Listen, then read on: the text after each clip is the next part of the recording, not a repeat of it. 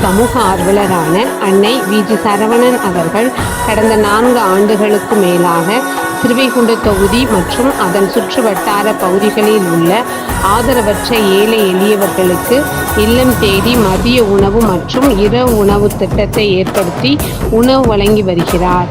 இந்நிலையில் தமிழக வெற்றிக் கழகத்தின் ஐம்பெரும் கொள்கை தலைவர்களில் ஒருவரான சமூக ஆர்வலர் அஞ்சலையம்மாளை கொள்கை தலைவராக அறிவித்ததன் ஈர்ப்பால் தமிழக வெற்றிக் கழகத்துடன் இணைந்து தமிழக வெற்றிக் கழக தலைவர் தளபதி திரு விஜய் அவர்களின் ஆசியுடன் கழக பொதுச் செயலாளர் அண்ணன் புசிஎன் ஆனந்த் அவர்களின் வழிகாட்டுதலின்படியும் 1000வது நாள் மதிய உணவு மற்றும் இரவு உணவு திட்டத்தை தமிழக வெற்றிக் கழகத்துடன் இணைந்து வழங்கி வருகிறார்.